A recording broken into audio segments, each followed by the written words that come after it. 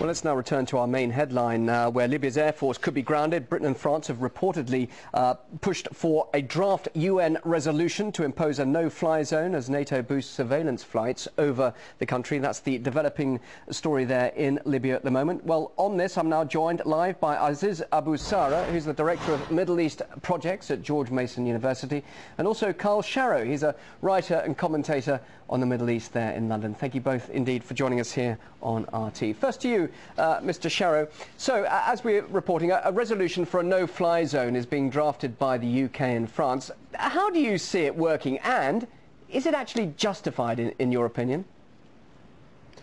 Well, firstly, I don't think it's justified at all, and I don't think any form of Western intervention at this particular moment would be advised, neither in the long term.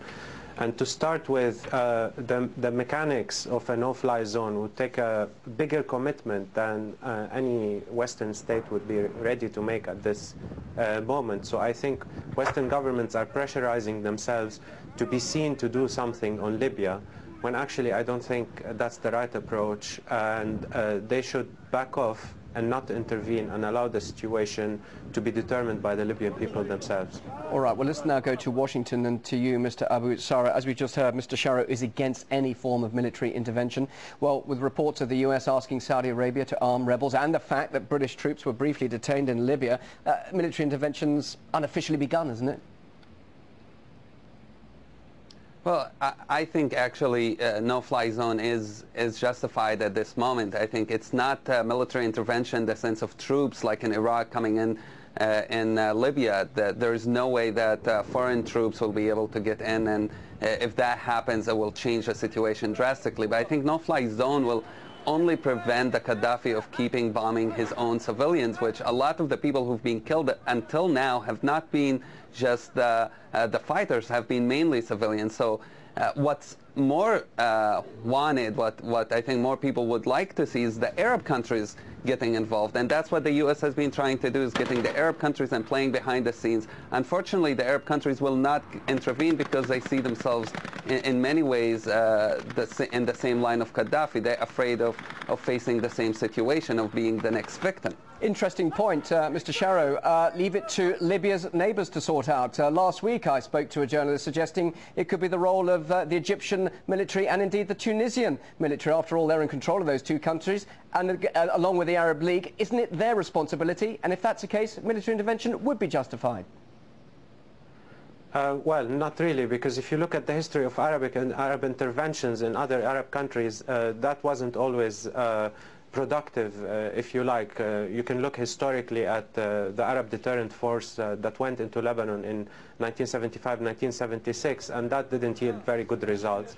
Add to that the complexity of the situation now, whereby both Egypt and Tunisia have their own problems to deal with, and whatever their form, their intervention will take, it will be seen as taking sides, and then Gaddafi will be able to promote that as if it's intervention in Libyan affairs.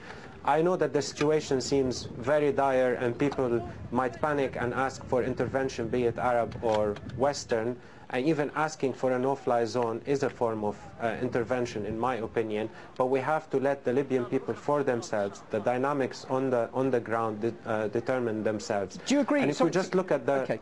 Sorry, so I'd just like to hear from Mr. Abu Sara whether he agrees with you, because you were earlier saying you don't agree with the no-fly zone, and also you agree that you were saying that there should be no intervention. Mr. Abu Sara, do you agree that yes, you were supporting the idea of a no-fly zone, but what about military intervention on the ground? Do you actually think, though, the Libyans should leave it to their own fate, the country? Yeah, I don't think military intervention on the ground would be a good idea at this moment, and neither Gaddafi or those who are fighting against him, the opposition, would agree to it. The call have been from opposition to only stop the bombing that Gaddafi is doing, and for them to sort it out themselves. But I think at the moment that's the main thing that should happen. But failure in the international community before in intervening doesn't mean that we have to give up on the international community completely. Just because they failed before in different other places, it doesn't mean we have to give up. It means we have to change the way intervention, and by not sending troops, that is changing the way of intervention. We're not coming in the international community shouldn't come in to occupy Libya, but to give a safe place where civilians are not being killed. Do you agree that could really happen, Mr. Sharrow, that any form of military intervention, whether it's humanitarian or combative, I mean, do you agree with what you just heard there, that it could be effective, some form of intervention? Absolutely not. I mean, it could be effective, but it's not for the desired effects. And when I say the desired effects, it's the desired by the people themselves. And if they want to follow a course of action, they know what it will cost, and they undertake this at their own kind of calculations and risk.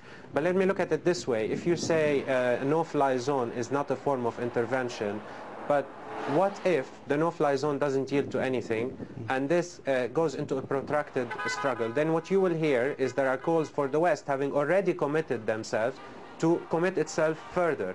And then you can only complicate the situation more.